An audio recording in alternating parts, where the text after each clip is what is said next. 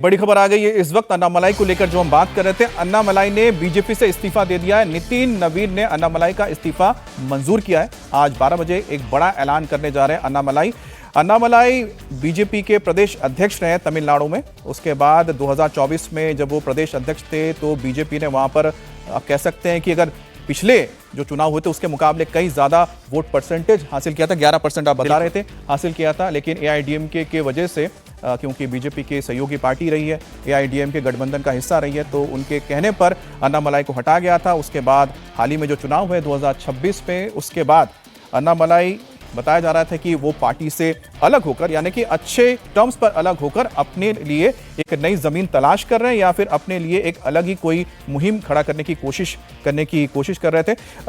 अजीत जी, क्योंकि एक बार फिर से अन्नामलाई पर हम लेकर आते हैं। देखिए, हम जिसका जिक्र कर रहे थे उन्होंने इस्तीफा दे दिया है। बड़ा ऐलान क्या कर सकते हैं? कोई अपनी पार्टी लॉन्च करने की कोशिश तो करेंगे नहीं, ऐसा कुछ तो नहीं करना चाहिए। हमको लग रहा है कि वो अपना कोई संगठन हो सकता है अनाउंस करें कि एक संगठन। मैं माफी चाह रहा हूं, हमारे साथ देवेंद्र पराशर जुड़ गए हैं, हमारे पॉलिटिकल एडिटर हैं इंडिया टीवी के। देवेंद्र, हम समझना चाहेंगे कि आखिरकार कोशिश हुई थी मनाने की अन्नामलाई को, लेकिन फैसला उन्होंने लिया पार्टी छोड़ने का। बिल्कुल अमित, तो तकरीबन 7 सालों का एक तरह से तमिलनाडु बीजेपी का में फ्री हैंड वो चाह रहे थे, अपने एक तरह से कमांड चाह रहे थे कि अपने कार्यक्रम, अपनी यात्रा, जो कुछ भी उनको करना वो अपने हिसाब से करें। और अगर बीजेपी ऐसा करने में बीजेपी के लिए सुविधाजनक नहीं लग रहा है या संभव नहीं हो, तो फिर वो अपना रास्ता अलग करना चाह रहे थे। यही प्रपोजल लेकर वो दिल्ली आए थे। दिल्ली में बीजेपी के राष्ट्रीय संगठन महामंत्री बी एल संतोष, जिनके कहने पर वो बीजेपी आए थे, उसके अलावा बीजेपी के राष्ट्रीय अध्यक्ष नितिन नवीन, इन दोनों से मुलाकात हुई। फिर उसके बाद केंद्रीय गृह मंत्री अमित शाह से भी मुलाकात हुई।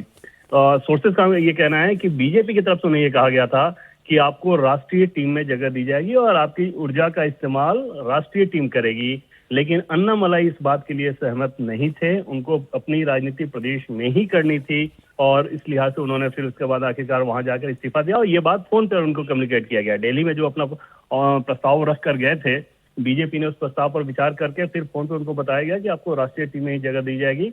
अगर ये आपके लिए मुफीद नहीं है तो फिर आप अपना रास्ता देखें। और फिर अन्नामलाई ने, जो कि पहले से ही एक मन बना रहे थे कि वो अपना रास्ता अलग करें, उन्होंने इस्तीफा दे दिया। बीजेपी ने स्वीकार भी लिया है। अगले 1 साल तक अन्नामलाई तमिलनाडु में अलग अलग कार्यक्रम वगैरह करके कोशिश ये करेंगे कि अपने साथ एक जन समर्थन जोड़ें और उसके बाद पार्टी बनाएं। और आज उसके बारे में वो डिटेल कार्यक्रम भी बता सकते हैं। लेकिन निश्चित तौर पर अन्नामलाई की अपनी जो राजनीति है, राजनीतिक महत्वाकांक्षा है, जिसके चलते वो बीजेपी में आए थे, उनको ऐसा लग रहा है कि अब अगर वो इस काम को नहीं करेंगे तो फिर बहुत देर हो जाएगी। वीए ऑलरेडी मुख्यमंत्री बन चुके हैं, तो जो वैक्यूम स्पेस है उसमें डीएमके और एआईएडीएमके के बजाय अपोजिशन का वो अन्नामलाई खुद पूरा करना चाह रहे हैं। अमित जी बिल्कुल, जैसा कि हमें हमारे पॉलिटिकल एडिटर देवेंद्र बता रहे हैं, मुझे लगता है आप उसी को जोड़कर कुछ कहना चाह रहे थे, तो आप अपनी बात पूरी कर लें। वही बात ही हम लोग कर रहे थे कि वो अपना कार्यक्रम बनाएंगे, घूमेंगे, सनातन की अपनी राजनीति करेंगे, नौजवानों को अपने साथ जोड़ने की कोशिश करेंगे, जो पार्टी नहीं बनाएंगे। अब हो सकता थोड़े दिन के बाद, जैसा हमने कहा ना पहले कि विजय ने कैसे किया, अपना फैन क्लब चला रहे थे, वेलफेयर की एक्टिविटी चला रहे थे, उसके बाद समय आया तो उन्होंने पार्टी बनाई और राजनीति की।